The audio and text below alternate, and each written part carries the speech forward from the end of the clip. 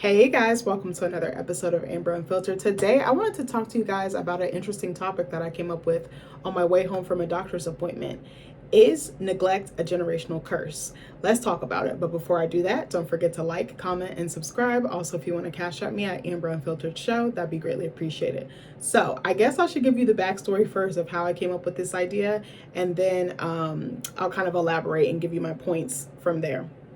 So, again, I have a lot, I don't know why I said again, but I have a lot of like things going on with my body, and I kind of feel like because I've neglected them for so long, like my health and just like taking care of my body and like doing something about it when I experience certain symptoms or certain conditions, I feel like things are coming to a head now. And it's like after so many years of just ignoring it, sweeping it under the rug, kind of like not acknowledging it and kind of like trying to minimize the reality or the gravity of the situation, I kind of just feel like I'm a car that's falling apart, if I'm being honest with you. I feel like my engine is just shot. I need like new wipers, I need new brakes, I need new oil, like I just need all the things. I need like such a deep physical or bodily tune up. And it's just like taking me out because I'm like, dang, I'm so agitated because I'm like, my mood is actually chill, but it's like I have all these ailments and I'm like, I need to, again, listen to my body. And I was like, I need to finally do something about it. So I say that to say I have another thing.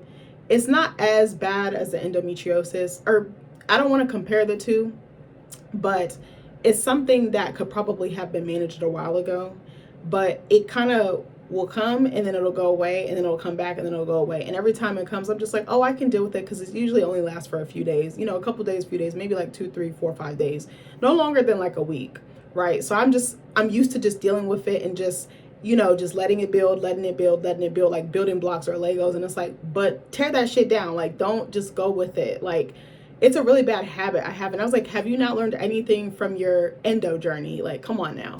But I don't know. So I wanted to talk about it because I was thinking, I finally was like, okay, I'm going to go to the doctor on Monday because it was starting to piss me off on Saturday. And I was like, I don't really want to go anywhere tomorrow because I was like, for Sunday, because I was like, I already have plans. One of my friends came by. She brought me brunch, checked on me post-surgery. So shout out to her. I love you, sis Agnes.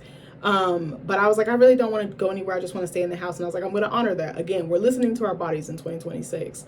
But I was like, first thing come Monday morning, I was like, I'm going to get up early. I'm going to go to the doctor as soon as they open. Me, I'm the type of girl or woman who likes to run their errands first thing. Like when a business is first open, baby, I'm there bright and early. As my dad would say, I'm there with the old folks with the Skechers. Like I'm on that type of time. Like, cause I want to get in and get out. Like my dad definitely taught me that. He was like, get your shit done early, so then you have the rest of the day to do whatever you want. And I've carried that with me since then.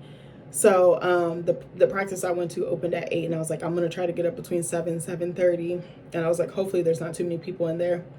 Went in there, got seen. They gave me some pointers on what to do. And on my way home, I was like, why did I neglect this? Why did I neglect my body? Why did I neglect myself? Why was I so comfortable doing that? And why was I going to actually still do it knowing what I know now about my endometriosis and everything? Because that was like 4 or 5 years of neglect, about 4 years before I really did something. I was like, why would I wait? And this issue has been persisting just as long, if not longer. So I'm like, why is that normal to me? Why am I comfortable in that? And my husband, he had just left for a doctor's appointment, ironically. And he was asking me what my video topic was. And I told him, and I was like, what's crazy? I was like, I was raised to be a caregiver or nurturer, but for other people. I was like, when it comes to taking care of other people, I got it down pat. Like, it's like the back of my hand. Like I can, it's just second nature to me. It's like breathing air. Like, but when it comes to taking care of myself, I struggle in that department so hard. I am so okay with putting other people in front of me, people pleasing, but also just service, being of service and serving others. And I was like, why can't you pour that energy back into yourself? As my therapist says, you can't pour from an empty cup. And I was like, my cup got holes in it, bitch. It's upside down.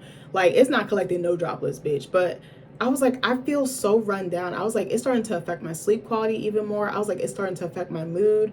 Because I was like, I actually be chill, but then I'd be having these things that happen that make me so uncomfortable. And I was like, listen to your body. If it's making you uncomfortable, do something about it. But why is that not my first instinct? When I have other issues in other areas of my life, I'm quick to jump on it. I'm quick to schedule an appointment. I'm quick to take care of it, do my research. But for some reason, when it comes to my health, it's like I freeze. Like, I never freeze. Like, like Black Panther. But for some reason, I'm like a deer in the headlights. I don't know. I was like, what is that? So I was like, I need to unpack this. So let's get into it. Is neglect a generational curse? This is what I put into Google. So it says neglect is considered a generational curse, or more accurately, intergenerational trauma, where patterns of abuse, emotional unavailability, or lack of care, which I definitely feel like I adopted or inherited, are passed from parents to children. Again, not trying to shit on my parents. I'm gonna use some examples, and I think my parents are a lot better now. Like, my parents are very proactive about their health. All three of them, my two biological parents and even my adopted mom. But back then, when I was being raised by my biological parents, it was like for certain things, like your physicals, your maintenance and stuff like that. But in terms of like, if you're sick or you're having some type of ailment or something is persisting that hasn't been resolved within a few visits or however many visits, it was just not the norm. It was just like, oh, take some Tussin, take some Tylenol, take this, drink some ginger ale. Black people love saying that, especially Black parents. Drink some ginger ale. Bitch, what is a ginger ale going to do if my toe done fell off? Like, come on now. That's not going to help my gout. Like, I'm just saying that as an example. But it was just very like, I don't even want to say dismissive. It was just like, oh, maybe to an extent, but it's like, oh, nothing's wrong with you, or oh, just take this. But it's like, that's not helping the problem. The problem is still there. Or it's like, ain't nothing wrong with you. Go sit down. Go shut up. You getting cussed out. You getting told, well, what about my feelings? But it's like, you centering your feelings is invalidating my feelings and invalidating my pain. And that's what I've done to myself. I just realized that. See, this is why I like talking to you guys, because I figure stuff out. This is why I like talking, because I figure stuff out in real time and I start putting those puzzle pieces together. But yeah, like that was the norm for me. So I was like, I don't even know any better. Like it's like I need to unlearn it. I need to reprogram or unplug from that. I need to unsubscribe from that train of thought or line of thinking. So it says this cycle often stems from parents repeating the dysfunctional, unhealed parenting that they received. It can create long-term mental and physical health issues, which is definitely the case for me. So it says key aspects of intergenerational neglect. Root causes. Neglect is often passed down because parents have unresolved trauma or were victims of neglect themselves, which I feel like is definitely the case, especially more so with my biological parents. Cycle of abuse. Children of parents with multiple adverse experiences are significantly more likely to face emotional or social challenges, creating a cycle. Impact. It can lead to severe emotional, psychological, and physical consequences for subsequent generations. Breaking the cycle. While it acts like a curse, this pattern can be broken through awareness, intentional reparenting, and healing. Although sometimes referred to as a curse, many experts view this as a cycle of unhealthy behavior rather than a magical or divine curse, which I could totally agree with. So there's going to be a bunch of different tabs I ping pong back and forth from, but maybe I should leave this for the end. I feel like, so there's some other, I think I'll leave the resolutions or the solutions at the end. So one of the other tabs I have, and some of these kind of like have some of the same train of thought or the same like analyses. So I might be repeating myself. I apologize, but there's some points I think that I'm going to make in here that will kind of stick or make sense. So I put into Google, why do Black people neglect their health? Because I feel like that's a common theme. I know there's other cultures that do this. And even when I was talking to my husband about this, he was like, men do this too. And men do this. I think it usually takes a woman. Not all the time. There's some guys that are pretty good about taking care of their health and maintaining their well-being. But I feel like a lot of the times a woman is like the driving push or the driving factor, because it's like, oh, you want to be alive for her, or if you want to have kids with her, or, you want to grow with her and you want to be around to live and like really benefit and be in the relationship long term, or just live long term, or, a long time. But I wanted to touch on this, but before I get into it, I was just like, it's so normal for me to neglect my health. Like, I think something that we do that's really toxic, and I've done this myself included, we'll go to the doctor, we have an issue, we'll get a diagnosis, and then we get support or tips and things like that, or next steps for plan of care from our provider, and then we don't do anything about it, or we'll start and then we stop. And that was me. I don't know what made me do that. I think something that I explained to my husband was that one of the biggest things is money. I was like, even when you have insurance, if you have great insurance, good insurance, decent insurance, remotely in the middle of the road insurance, even when you have insurance, you get surprise bills. And I understand they have to code stuff, they have to send it to the insurance. The insurance, covers their portion, then you have to cover yours. I know that insurance is not just supposed to be like pro bono, I know it's not supposed to be like gratis, like free, but it can be very disheartening and like discouraging when you go to the doctor, you try to pay as much as you can up front, or you try to be, you're like, hey, what do I owe? I notice a lot of places now that I've been going to the doctor a lot more, they don't even charge you for the copay. They're like, oh, I'll send it off to your insurance. And I'm like, I'm sure there's some internal processes that have changed between the insurance and the provider or the practice, but they don't even collect the copay. Then you're slapped with, you done seen them 2-3 times, now you're slapped with a $100 bill. And it's like, that's kind of fucked up. At least I'd rather pay something than nothing, so then I'm not caught on the back end. But again, I understand things might have changed. Maybe they changed it because of COVID or other things. I'm not too sure.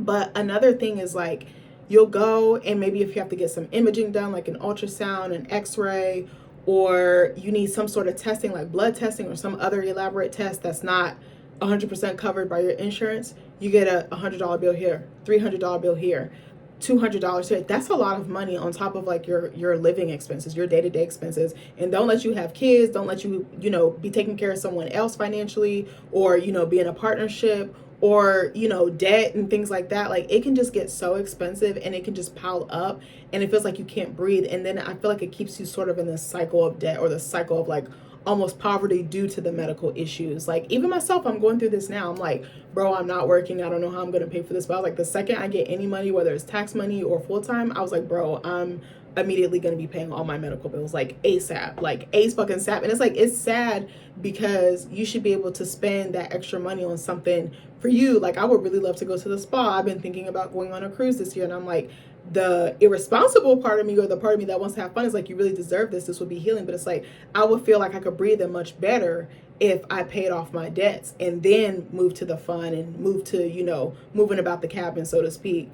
But it can be a lot, and it kind of, I feel like, made me refrain from going to the doctor, because I'm like, I'm gonna get slapped with a surprise bill that I didn't see coming, or even if I did see coming, it won't come for 3 months, and that's maybe when all my bills have hit. So it's like, what, you damned if you do, damned if you don't. And again, I'm not blaming anybody, I'm just saying for me.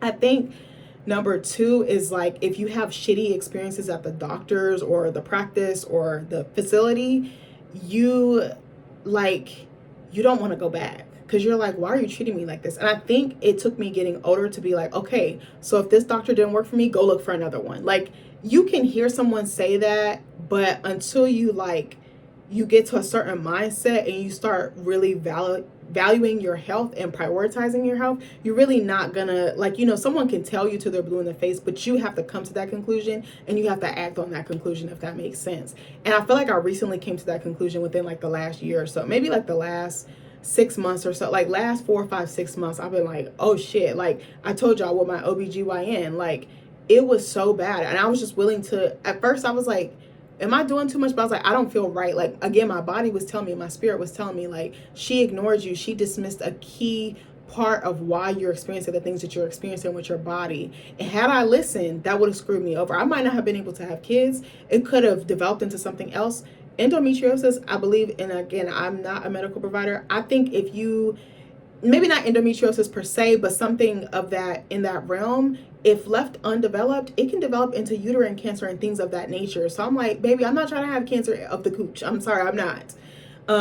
But yeah, like, so I never felt like seen by a doctor. I never felt like I was like a whole person, or like, I think they just looked at me as like the illness or the ailment, not like a whole body issue, like a whole body problem. But then it's also hard to find doctors that are culturally competent or even give a fuck. And I understand there's things that they go through. There's red tape and different things. Like, there's so many different things. But there's also cultural biases. And then people don't believe when you explain to them, hey, I'm suffering, hey, I'm in pain. Especially if you're a woman. It's even way worse. Like, I was shocked at how great of an experience I had with my procedure, like my surgery, because I was like, I have never experienced anything like this. I'm 31 years old. That's really young to me. I have never experienced medical care like that. And I don't really go to hospitals like that. I don't, like, that's not my thing. But, I've gone to the doctors enough, but I've never had such an outstanding experience. Like, maybe every now and then I've had like some really good nurses. I really think that the nurses do dictate they're like the first line of defense besides the receptionist or the admin staff. But in terms of like the actual bedside manner, I think the nurses or the medical assistants definitely set the tone. And even sometimes like the nurse practitioners and physician's assistant, but definitely nurse MA, it's somewhere in there. If they're not right, everything else is not going to be right. But then you can have a great nurse and a shitty doctor, or a great doctor and a shitty nurse. So it just depends. But yeah, that's what's made me not want to go. And then I think it's like I said, I really didn't know how to take care of myself. I knew how to take care of myself in the sense of, okay, I can get something to eat, I can figure out how to make money, like provide. I know how to put clothes on my back. I know how to do certain things, like I know how to take my car somewhere for an appointment. I know how to do those sorts of housekeeping and just like upkeep, but I didn't know how to, okay, like I know how to book an appointment, right? But I didn't know how to, okay, if this is bothering me and it's a persistent issue and it's been prolonged over time, I should probably go see someone about this. I should probably ask, what are some long-term solutions? I think that's another thing. I didn't have the tools or the vocabulary or the language. Like even today when I went for my appointment, I was like, what are some long-term solutions? What are some long-term care? I was like, I'm willing to explore all options. Is there medicine? Is there surgery? Is there a test? Is there medicine? Something, like, you know what I'm saying? I might have said medicine twice, but you know what I'm saying? Like I didn't know what I know now, and I wasn't as aggressive about my health. I think you have to be aggressive about your health, and you have to be aggressive about taking care of your body, and a lot of us are not.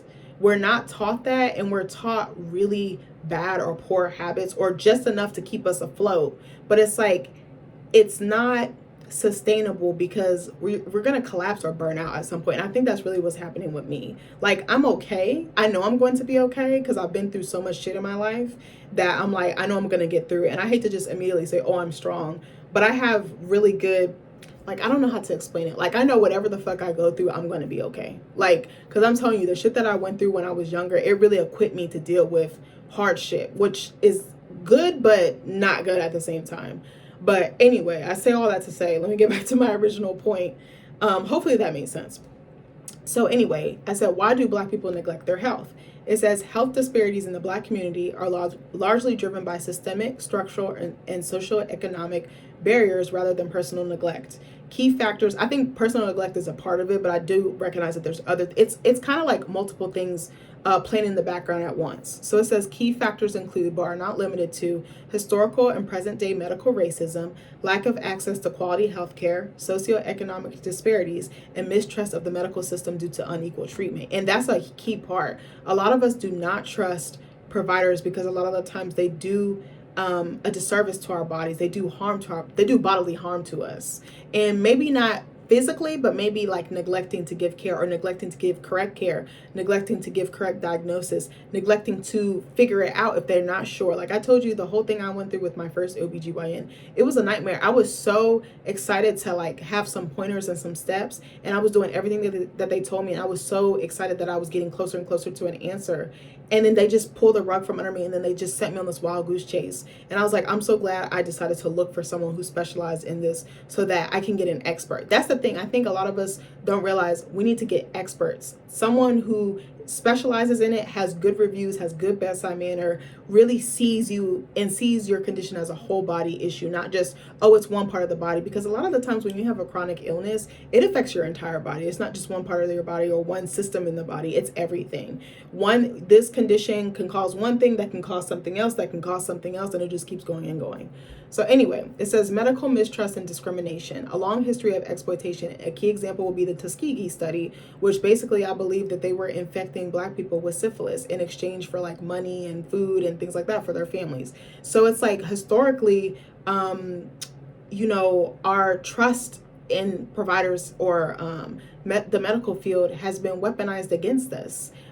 Even what was the other one, like the OBGYN field, they used to experiment on Black enslaved women with no anesthesia or anything. Everything we probably know, or a lot of what we know from the OBGYN industry or space, is from Black women or African women, or women of color, but they're not going to tell us that. So it says, in ongoing experiences of bias or discrimination in healthcare settings cause many Black patients to avoid or delay care. And that's another thing, avoidance. Black people myself included, I still do it. I'm either, sometimes I'm really, really good, or I'm really, really bad. but avoidance is a huge thing in our community. We just tend to avoid, and it's like, that's not good. Like, I'm telling you, all the doctor's appointments and things that I'm going to is because I've avoided it for so long. I'm just stalling. I'm just delaying. I'm just like, oh, it's not that bad. Oh, it's not that bad. Oh, it's not that bad. But it's like, you're gaslighting yourself. You're writing yourself off. It is that fucking bad. That's why you're struggling. That's why you can't sleep. That's why you can't fucking function. And I'm like, that's not good for me. And I'm like, bro, you're trying to have a baby. You can't even, like, you're not even well for yourself. How are you going to be well for someone else? Like, I had to really ask myself this, or tell myself this yesterday. I was like, I can't even picture or imagine having a baby right now. And I'm like, that's the thing I want more than anything in this world than being a writer or an author full time. But I was like, you need to get well for you. I was like, I've been thinking lately, I was like, I just keep getting like an intention or like a message, like, you need to sit still. Like, and what I mean by that is, like, I need to sit still and sit within myself. Like, stop running, stop trying to do all these other things.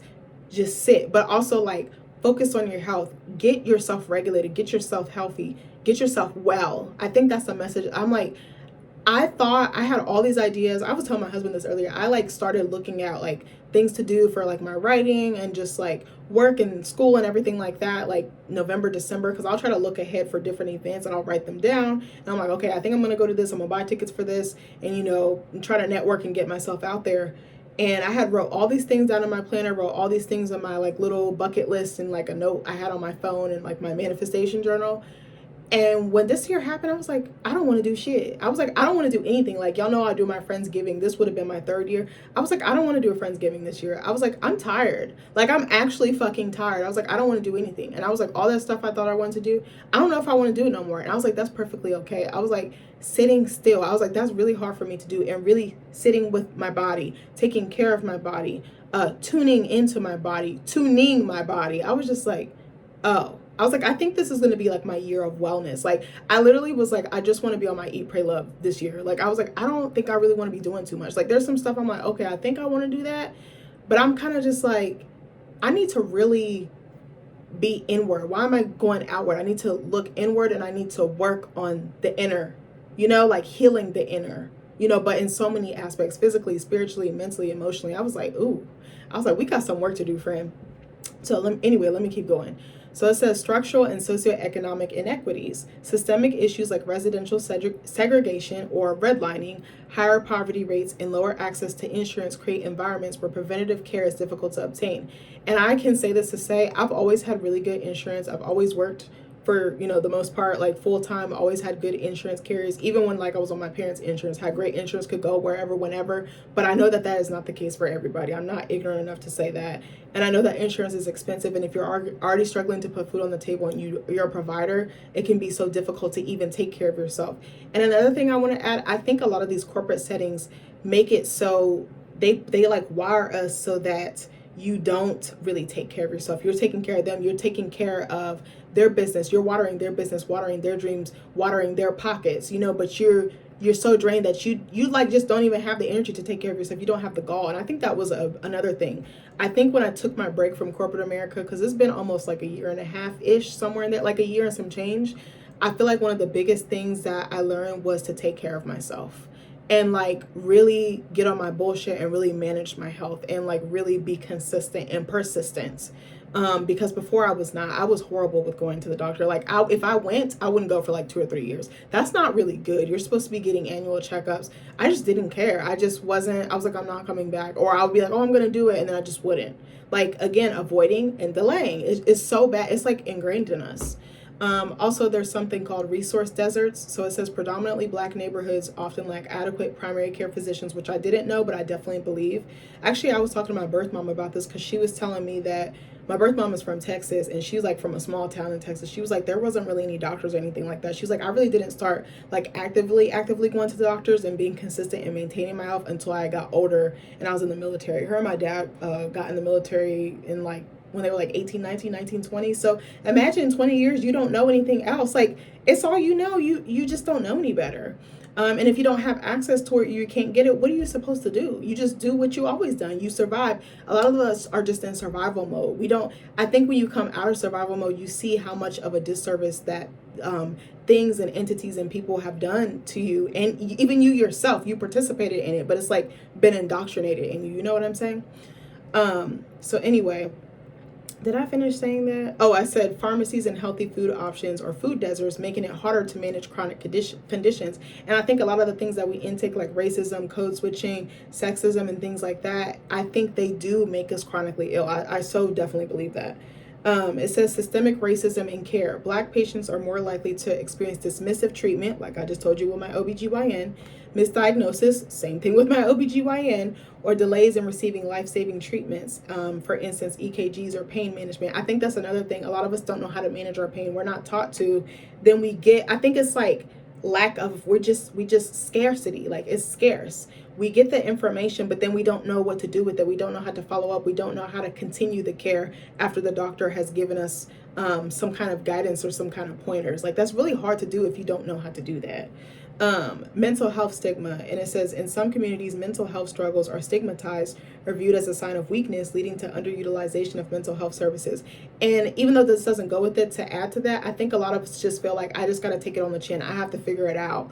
Like it's my problem. But then it's like sometimes you need help. Like for me, with managing my endo, a lot of it is diet and lifestyle, like diet and exercise. And I was like, I'm horrible at that. I know this about myself. I hate working out, and I hated eating good. Like I wanted to eat all the fried foods. I wanted to eat all the salt, all the sugar, not taking care of my body, sleeping very inflamed because of the things I'm eating, not even fucking realizing I'm basically killing myself. It took a fucking dietitian helping me. Like I just didn't know I didn't know how bad it was. Like I knew, but I didn't know. And she started breaking stuff down and like explaining how it manifests in the body. I was like, oh my God. Like, but I like having that person because they hold me accountable, and she holds my feet to the fire without ever crossing the line or being rude. But she's very like, this is not helping because of X, Y, and Z. So here's how we swap. Here's how we get that nutrition. Here's how we make it taste good. Because I think a lot of us in the Black community think that healthy has to mean nasty. It doesn't. You can still have that mac and cheese. Maybe you don't need 10 bags of cheese. Maybe you do 5.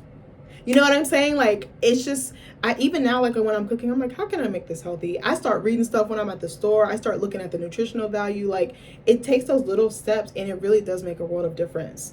But anyways, so it says, these factors mean that what may appear as neglect is in reality a response to a health system that has not historically provided equitable care. And while I agree, I do think some of it is self-neglect, but it's also taught self-neglect. That's what I wanted to say.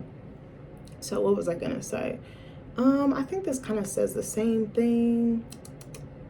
Yeah. Oh. Okay, so here's something that it kind of says some of the same things. I don't know if I want to touch on this. There's 2 things on here that I think. Okay, so there's 2 things or a few things in here that I think I'm going to share. It kind of touches on some of the things I just said, but I said, why do Black people ignore medical diagnoses when they receive them? So it says, Black patients may ignore or hesitate to act on medical diagnoses due to a deep-seated valid mistrust of the healthcare system stemming from historical and ongoing racism, discrimination, and neglect. Experiences of bias, such as undertreated pain or feeling dismissed, lead many to distrust providers, resulting in delayed care, skepticism, and in some cases, avoidance of treatment recommendations. I'm going to skip some of these. Hold on. So it says systemic and implicit bias. Black patients often report being treated unfairly, having symptoms dismissed, or being refused tests or treatments, which I don't know if I've ever dealt with that. If I have, I don't recall, but I could so see that. And then it kind of puts a bad taste in your mouth. It's like, well, why would I want to come back if I'm just going to go through this again? And then why am I fighting with you about my body? I'm creative, but I'm not that goddamn creative to make this up. It says causing them to doubt the accuracy or necessity of a diagnosis. Yeah, it's a mistrust. It's, you broke my trust, so why would I want to come back? Why would I want to give you more of my money? Why would I trust you with my body? It says stereotypes in care. Studies show that some health professionals hold false beliefs about biological differences, e.g. that Black people have thicker skin or higher pain tolerance, which is bullshit, leading to inadequate care and neglect. Fear and emotional distress. Due to fear of a dreaded disease or past traumatic experiences, some patients may experience denial or avoid engaging with the diagnosis to avoid worry.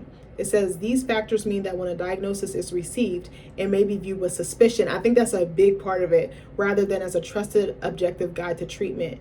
And I think doctors be thinking black people are stupid, but we be so in tune, we be so hip, and we peep game. We might not say it, but we peep it. But I think that's the biggest one, suspicion. I think it's a lot of suspicion and just apprehension, and that can almost like cloud. I don't even want to say your judgment, but like your judgment, but it can cloud how you perceive the medical world, how you can perceive doctors, and how you can perceive your own health. I think, and just like, or the lack thereof. And I think another thing is like we tend to sweep things under the rug. I think that's another part. I feel like this video is going all over the place. I had one topic in mind and now I'm just veering off, so just bear with me. It might not entirely be on that, but I think this was a larger conversation that I was trying to have with you guys.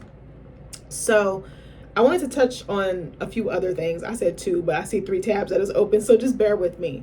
So I said, why do black people sweep things under the rug? It says avoiding conflict, ignoring problems, or concealing painful truths are behaviors that can stem from various factors and are not specific to any one racial group. I think for us, I would agree, but I think in the black community, I definitely see this a lot, especially me being a black woman who has practiced some of these behaviors. So it says there are many reasons why individuals or families might engage in these behaviors. Number 1, survival and trauma. Past experiences of trauma, hardship, or systemic challenges can lead people to develop coping mechanisms that involve minimizing, that's what it is, or hiding problems to feel safer or avoid further difficulty. This can be a learned behavior passed down through generations. And I think this is one of the things that I was doing. Like, I feel like I was just like making light of it. Like, oh, it's not that bad, or oh, it'll go away. Like, again, like if I don't acknowledge it or if I don't give it life or legs, it's not real. But it's like the problem is still happening whether I do something or not. So it's either one of 2 things is gonna happen. Maybe it will go away, which is usually not the case, or it's just gonna exacerbate and grow into something far worse or evolve into something far worse. And I think another thing is we tend to hide stuff because we don't want to accept the reality. Like I said, it's very hard for us to accept it. And black people are very intuitive and we're very in tune, but it's hard for us to see what's right in front of us when it comes to our vessels. I don't know why that is. Like our bodies, maybe because like our bodies are always exploited and so fatigued from all the other things that we deal with, that it's just like one more thing. And I think managing an illness or managing a health issue, it can be a lot. It can be like a full-time job. And it's like, I feel like a lot of us don't have like the bandwidth to really take on something else, which is bad to say, but to me it makes sense. Like it's like I'm already drained from this job. I'm already drained from showing up and being everything and for everyone around me. It's like you're already wearing so many hats. You're already being pulled in so many different directions that you like, not to make an excuse, but you like don't really have the space and you don't really have the energy to take on anything else, even though it's your health, which can contribute to your well-being and your longevity on this earth. It's just really weird to think about, but I just thought about that. But I think that's part of it. And avoidance, like we have mastered that like avoidance and making light of stuff, but it's like we shouldn't be making light of stuff. We should be making noise. We should be raising a ruckus, basically. We should be raising commotion. We should be raising all hell about our health and our bodies, but that's not taught to us. And I think a lot of the times we're taught that our bodies are just here for labor or exploitation or to be abused in some form or fashion. So I don't know, like we're so used to running our bodies into the ground. I think, obviously how we got to this country and just going down the generational or like lineage, like generational tree, maybe not generational tree, but just intergenerationally, like it's kind of ingrained in us to just kind of like bury your head in the sand, like just be like a horse with your blinders on and just look at what's in front of you, but you're not looking at what's looking around you like that. Like you don't know anything else. It's just put your head down and work. Don't do too much. Don't be too loud. Just like it's pretty tough. Like it's hard to, I don't know, it's hard to explain, but I don't know. So it says fear of judgment or shame. Concerns about how others will perceive them or a desire to protect the family's reputation can lead individuals to keep issues private. And I think that's something too, because sometimes when you share stuff with your family, not all black families, but in some or most, you share something and then you're like the talk of the town, you're like gossiped about bad. Like we all gossip, right? But like you gossip bad, like badly about, and you're just like, oh my God, like a dog, like you're dragged. You're like, damn, you dog walk me. You're my own family. And then it's just like your pain is kind of like trivialized or made into like the butt of the joke, and that could be like another aspect of it. And I think a lot of us just don't know. We just don't know how to take care of our bodies. We don't know, especially if you didn't see it, especially if you haven't been exposed to wellness, especially if, again, you're a caregiver. Like, I'm a Black woman. I've been raised from a very young age to take care of my brother, to lead a house, to run a house. So it's like kind of hard for me to unlearn that behavior. Honestly, during my surgery, that was a time where I learned other people can take care of you. You don't have to take care of everybody all the time. You can be taken care of, and people will be fine and show up just fine for you. Like, but you have to let them. That's the toughest part. And I think a lot of us wait until it's too late. That's the problem. We wait until it's too late. Like, I don't know why we do that. It's really sad to me. Even I did it. I've done it multiple times. And even with this new issue, well, not new, it's been here, but recurring issue. It says lack of resources or support. Not having access to resources like mental health support or financial assistance can make it difficult to address problems openly, leading to them being concealed. I don't know entirely what that has to do with this. I think it's just an example. But I think that could even apply to your physical well-being and like money. Health is expensive. Like, maintaining your health is very expensive. I'm not going to sit here and bullshit you. I'm married. Right now we're in a 1-income house, but before we were 2-income house. Even on 2 incomes, it's really hard. Like, times is really hard out here. So I understand. It's like, do I choose between my medicine or this illness, or do I choose between eating or putting a roof over my head or putting clothes on my back or shirt on my back? Like, it's hard. It's almost like you have to choose between not even the lesser of two evils, but something that won't be as damaging. Do I want to buy, the 10-piece from KFC or Popeyes, or do I want to manage this issue that could cost me, upwards of hundreds and tens of thousands of dollars? Like, it's just rough, and then don't let you get a horrible, doctor or provider or practice, because then you have to keep, going around to find, one that will take you seriously and will believe you. I think a lot of us aren't believed either. So that just adds another layer to it, because it's like, why am I going to go in here if I know you're going to play in my face? Like, hello, I don't want, and then it's like, I don't always want to be combative. I don't always want to have to argue and be like, prove my point or be on guard or be on 10. Like, why don't I just come in, tell you what my symptoms are, and you say, okay, what can we do to lock in a diagnosis, to give you treatment,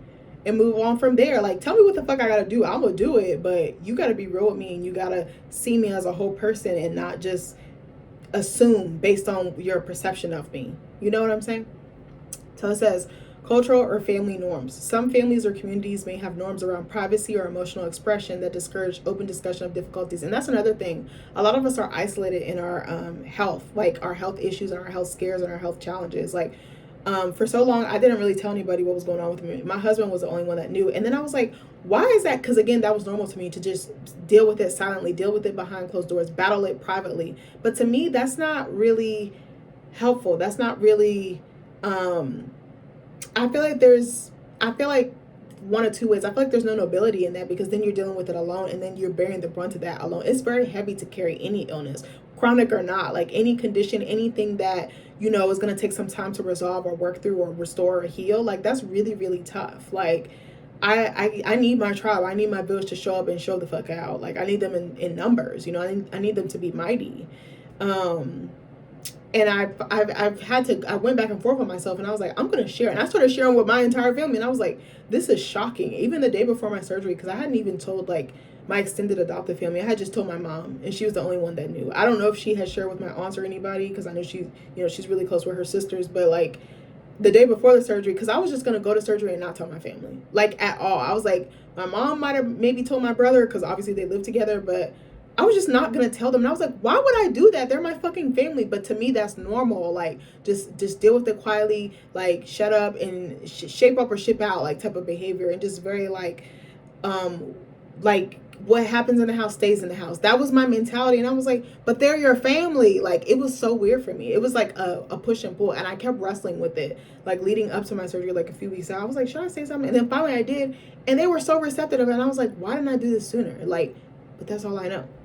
And it says emotional exhaustion. Dealing with ongoing stress and challenges can be draining, and some individuals may simply lack the emotional capacity to confront additional problems. Didn't I just kind of say that earlier? Like, if you're already burnt out, like black people, we be dealing with a lot. I told my husband, like, to be black is to be anxious all the time. Our head is always on a swivel. We're always hyper vigilant. We can't just like ever like fully rest or fully be. There's very few times where I feel like my joy is unmitigated. It's like limitless. My happiness or my gratitude or my contentment or whatever the case may be, like my jubilee, my everything, like it's really hard to be like that, you know, a lot, because like I'm always thinking of different things. There's different things that cause me anxiety, there's different things that cause me stress. I definitely wouldn't be surprised if there was like some intergenerational things that I was inheriting and like taking on, but even just me, like I'm always anxious, I'm always stressed. And I told my husband, I was like, I gotta get this anxiety like under control. I was like, I'm not letting this ruin my life. I'm not letting this ruin my life anymore. Like I started looking online at like gummies, multivitamins. I was like, I'm gonna have to ask my dietitian, can you help me out? She was actually looking something up for I think it was like the inflammation I was getting from like my sleep, like the stress.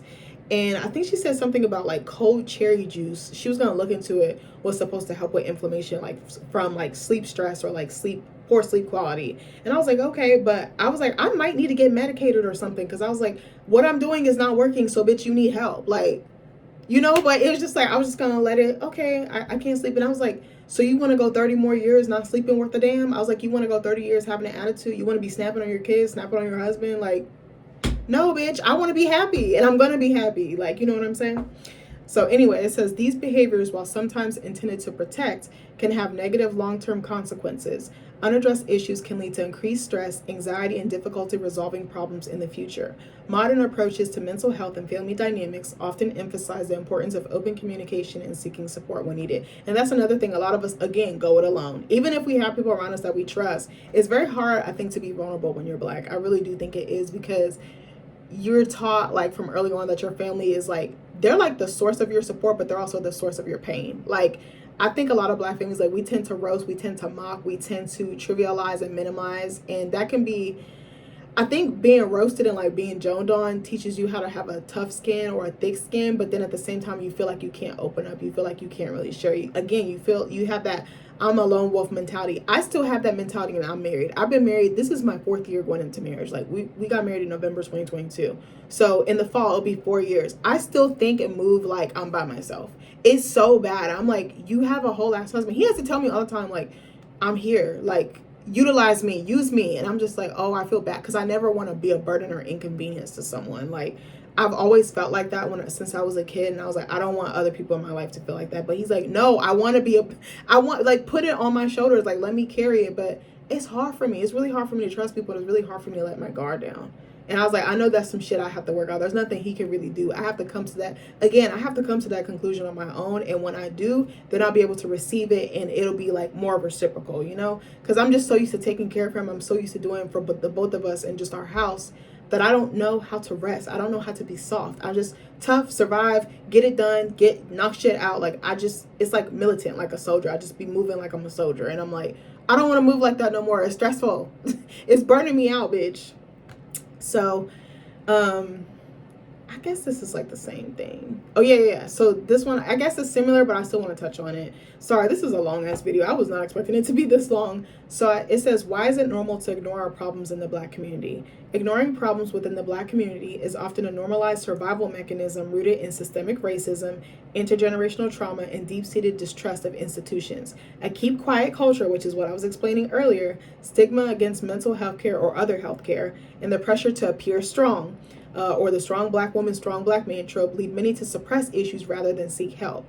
Key factors driving this behavior include survival mentality. A history of systemic oppression has taught many to prioritize immediate survival over dealing with emotional or mental health, often viewing care as a weakness. That's what it is. Because it's like, you don't need help. You need to figure it out. You fix it. Because I remember even when I first went to therapy, back when me and my dad, we were kind of estranged, but like still, or our relationship wasn't outright horrible, but I think it was like around the time when we became estranged again, because we've been estranged like 2 or 3 times already, and I hope this is the last one. But anyway, like, I remember when I was telling my dad I was going to therapy, and he was like, ain't nothing wrong with you. And I'm like, bro, there is. Like, I'm traumatized. Like, you did a number on me. Like, sometimes I still get frustrated because I think he doesn't realize like how much like deep rooted some of the damage and some of the things that he did or didn't do. And I don't think it was intentional. I think in some ways he did a great job and surpassed his parents in his own parenting with me and my brother. But in some ways I'm like, you just repeated what was done to you.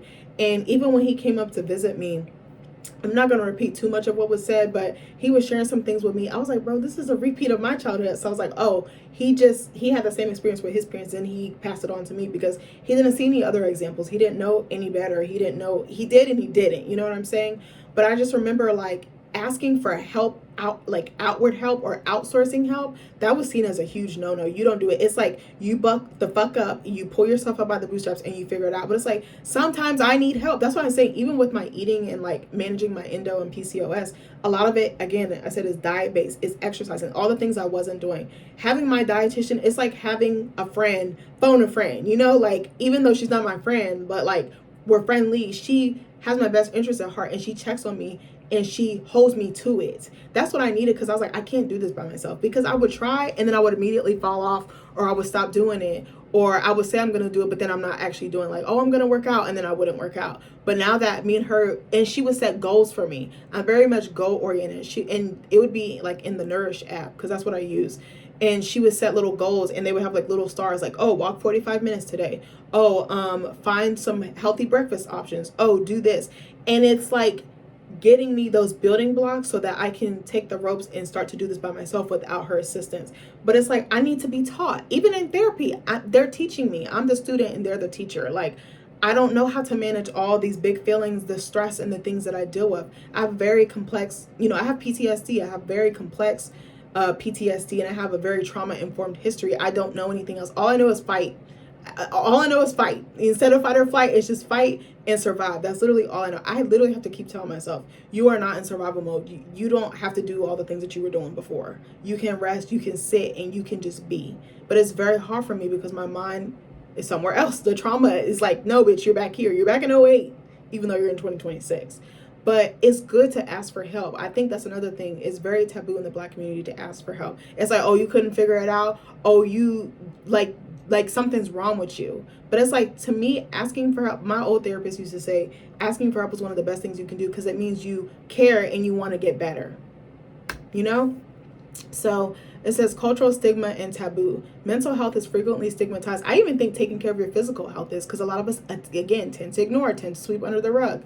Viewed as a lack of faith or treated as a private matter not to be shared outside the family. And another thing, I don't want to shit too hard, but I know a lot of people be like, give it to God. Yes, we can give it to God, but we also have to do our part in tandem with God. You know what I'm saying? You can't just pray the cancer away. Like, you can do that, but if you're not doing your part and stepping up, then you're going to get what you get. Mistrust of systems. I mean, I kind of already said this. Normalizing trauma. Constant exposure to racism, microaggressions, and systemic injustice leads to weathering, where extreme stress is normalized. And I think that's what I was going through when I was working corporate jobs, and I was like, baby, I'm not ready to head back into that environment. So I've been praying, and I'm like, what can I do to manage my stress and do self-care and preserve myself in these environments? Because I know it's going to stress me out. So I was like, how do I get myself out of that and get myself to a state of calm and regulation as best as I can anyway? But extreme stress is normalized. It's almost like a badge of honor. It's very glorified, and I don't really like that. I'm like, that's not healthy. Stress is like one of the leading killers of any race or anybody, but especially the Black community. Like, it's so bad. Hold on, y'all, 1 second. My husband just got back home. I didn't think he was going to be back so soon. Hold on 1 second. Normally I wouldn't get up in a video, but I don't want him tromping about in the house. I'm sorry. So anyway, what was I going to say? So it says internalized pressure. Socialization often dictates that Black individuals must be resilient and stoic, discouraging emotional vulnerability. And I think it takes vulnerability to admit you need help, to admit that something's wrong with you. Again, it's just like really denial. It's just like denial, avoidance, like refusal to accept. And it manifests in the body and just festers, and it just becomes, it grows arms, feet, and legs. And then it's like, well, no wonder we're at stage 4. We could have caught this at stage 1 or 2, but we ignored it. We let it just grow instead of just like attacking it head on. And I think that's another thing. We can attack other things in our lives head on, but for some reason, when it comes to our health, we be like, look, ma, no hands. Like, it's so bad. Like, it's such a bad mentality. Like, I really want my kids, I'm going to teach my kids about wellness. Like, I told my husband, I was like, we're going to be growing our own food. I'm going to be making a lot of their food at home. Maybe not all of it, but I was like, I want them to eat better. I don't want my kids eating fast food. I don't want them eating processed sugar, juice, and stuff like that. I want them eating very clean, I want them to really take care of their body and to honor their body, but to listen to it. If something's off, if something hurts, if something, hurts on a level 2 one day, but then it's a level 10, we need to get you healed. That's what I want to impart healing on my children, but in multiple ways. And also their mind. I want their minds to be healed. I want their hearts to be healed, their spirits. But anyway, so it says these factors combine to create a culture where ignoring problems is a defensive coping mechanism against further vulnerability. So because we don't surrender and drop our guards, it's almost like we're participating. It's almost like we're making ourselves sick alongside the sickness. I don't know if that makes sense. But I have one more tab open. I don't know if this video even makes sense. I don't even know if I'm gonna post it. I might.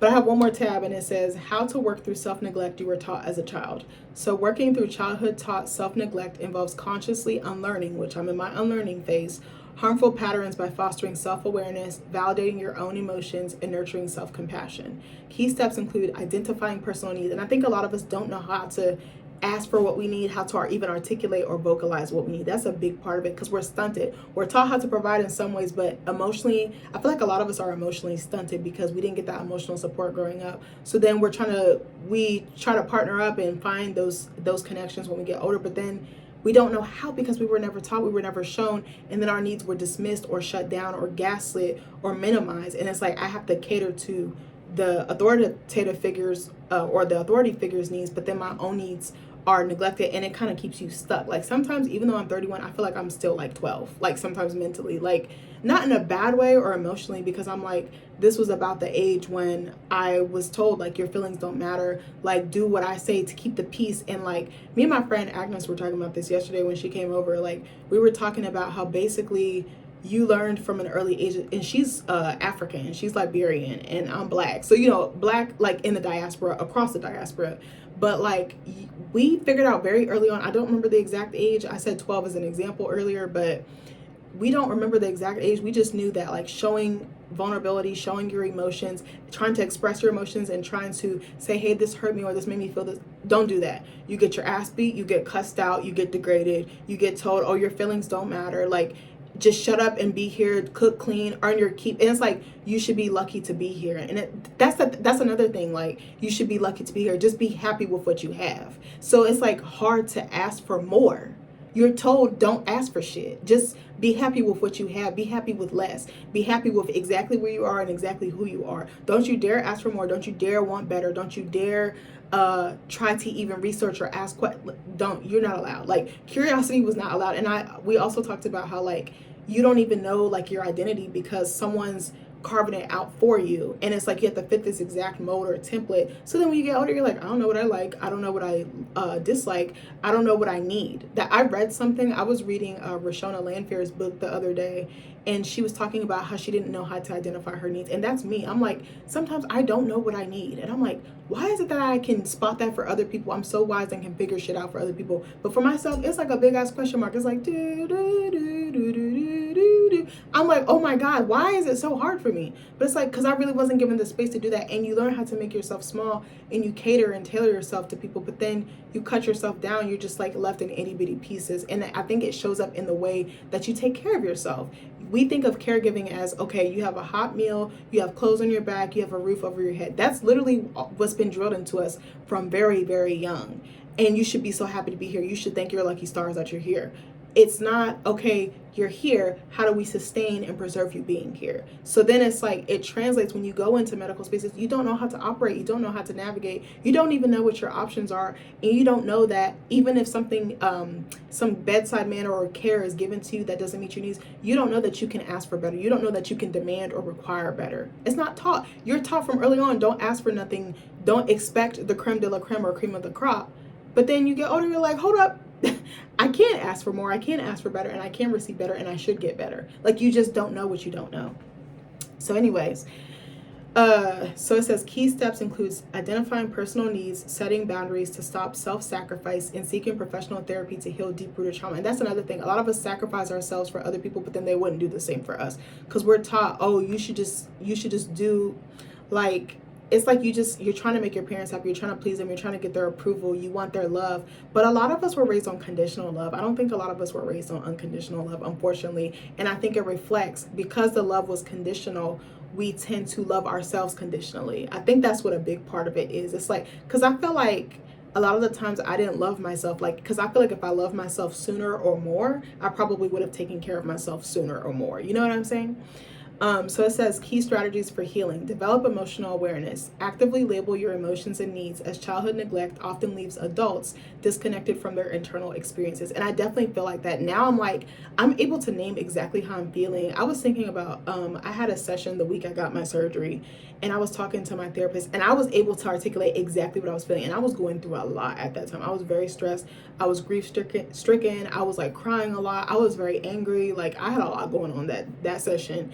And I just let it out, but the fact that I was able to list it out like A, B, C, D, E, F, G out this like, I was like, old me would have never been able to do that. And I'm very in tune with myself and how I feel. And I tried to listen to that. I'm like, how are you feeling? What do you have the capacity for today? I literally will ask myself questions like I try to set intentions for my day. And I was like, sometimes when I make lists, it stresses me out, because then I feel like I have to do everything. And I'm like, but what do you have the capacity to handle today? If you can only do 1 or 2 things today, that's fine. You can try to revisit the thing that you couldn't get to today, like something else that was more pressing. Maybe try to revisit it tomorrow, and make that your whole day. Like, focus on that. Like, for instance, today I wanted to apply for jobs. I was like, bitch, my body is out of it. So I was like, today I'm focusing on my health, and I really wanted to talk to you guys. So I was like, okay, that's another thing. And I was like, it could be an outlet for me instead of just sitting with it until I leave for my next appointment. But I was like, okay, today I'm prioritizing my health, but tomorrow I'm going to prioritize looking for a new job. Like, I was just like, okay, what is more manageable? How can I break my tasks up into manageable chunks to where I'm not overwhelming myself and expecting to just do, churn out, produce, but it takes a long time to get there, especially if you weren't taught or you weren't really given the space or allowed to do that.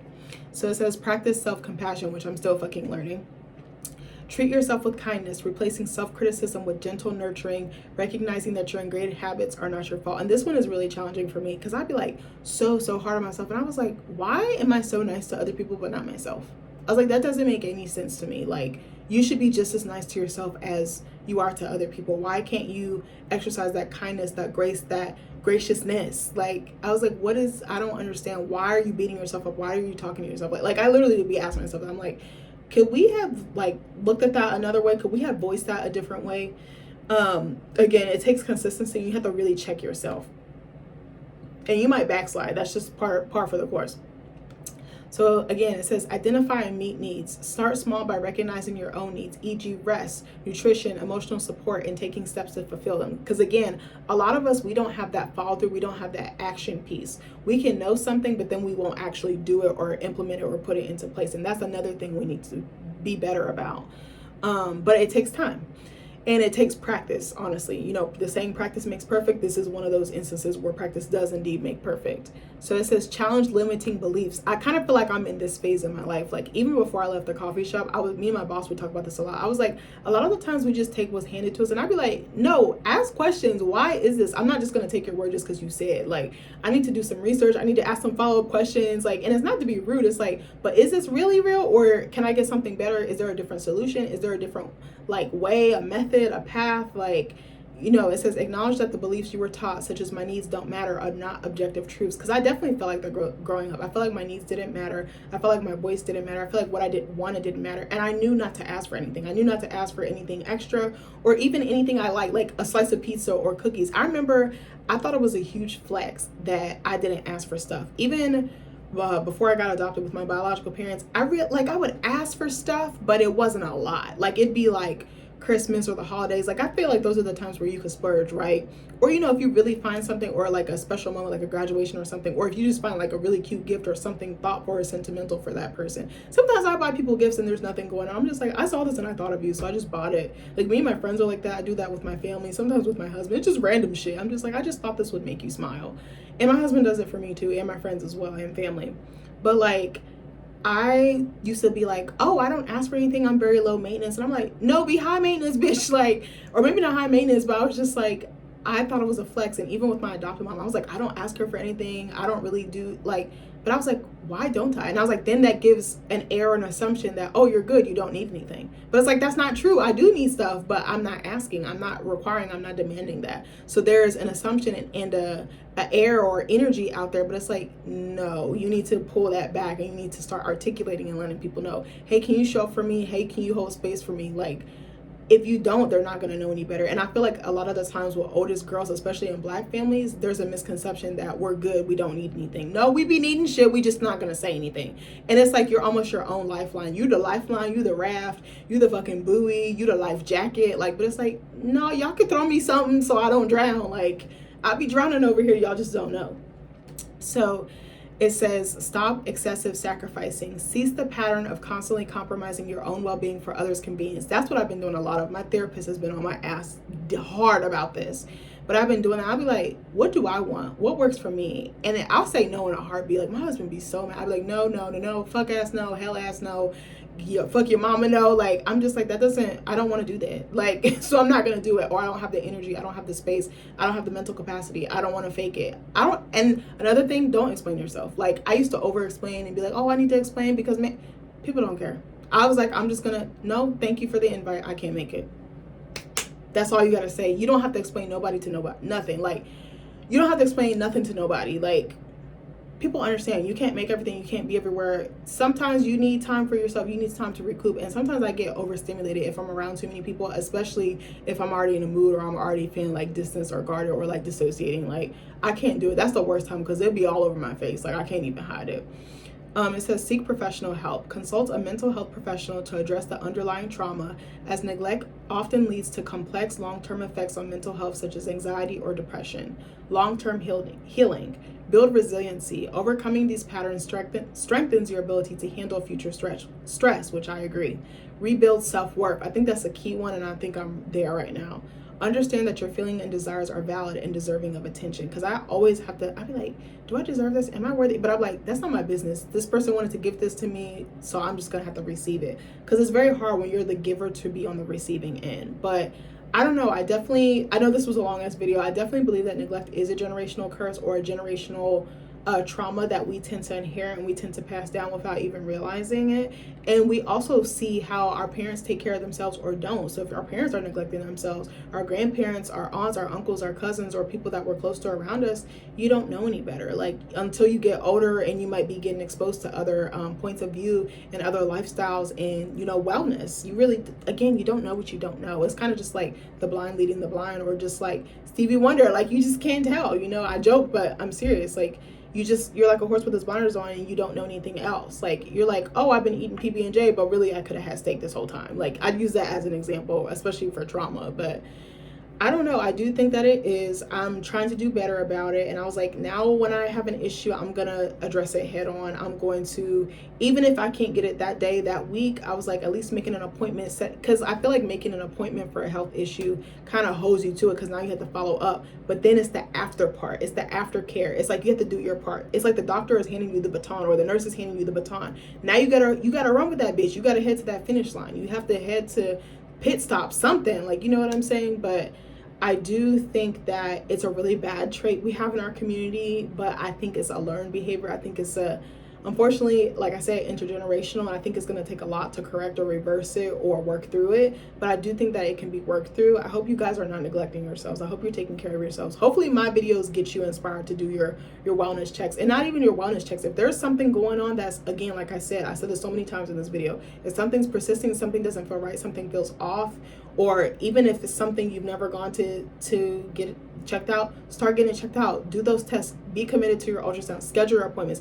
Something that I do now, anytime that I go to an appointment and I get like an order for something, like a referral to go to another doctor, like a specialist, or an ultrasound or some type of test, I schedule it that same exact day. I usually am calling as soon as I leave the office, because I'm like, if I wait, I'm not going to do it. I know myself, but it's weird. If there's something else that needs to be done, I'm on top of it. And I'm like, so I need to apply the same principle that I'm doing over here. I need to bring it over here when it comes to my health and my body.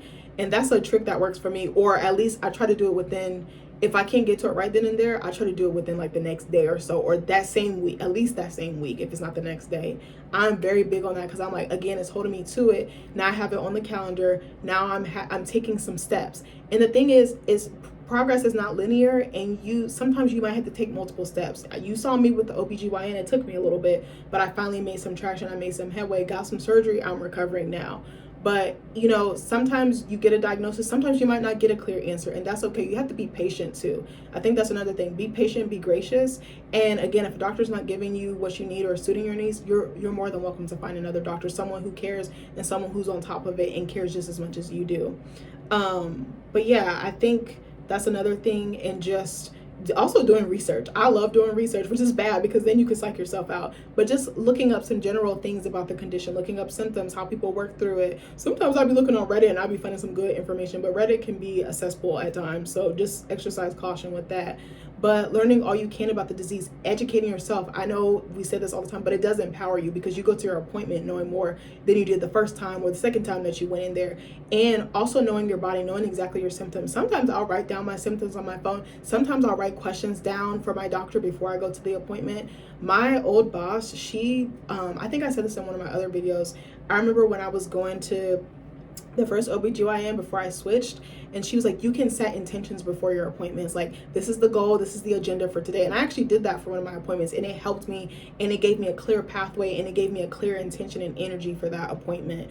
And I led with it because we think that the doctor is in charge. No, we're in charge, and we're working together, we're collaborating together to get myself to wellness, to get myself to recovery or health or whatever, or good health, so that's another thing. I think, like, I'm on point. If a doctor asks me a question, I'm like this, like, you need to know your body, you need to trust your body and listen to it and advocate for it, but also pour into it. That's another thing. Like, get the diagnosis or whatever the steps, start doing them. Like, just start being more intentional and do it in the moment or as close to the in the moment as you can.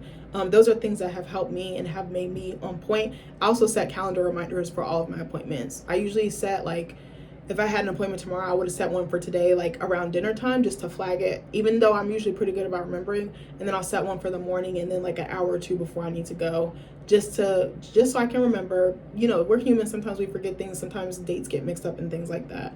But I want you guys to take care of yourselves. Like, we truly only have one body. I know we say that a lot, but it's very, very true. And this shit will catch up to you. So if you've been ignoring stuff, letting it slide, it will come to a head. It will wake you the fuck up and it will shock your body. And I don't want you to be like me, stupid at 31, trying to have a baby and can't, because it's like your body is all tore up, sis. But not even that. I just want you guys to be well, because it does make a world of difference. You do deserve to have good health. You deserve to be on this earth as long as possible. And I want you to enjoy your existence on this earth. And I want to enjoy my existence on this earth. I have some shit I want to do, and I can't do it if I'm, breaking down every 2 seconds.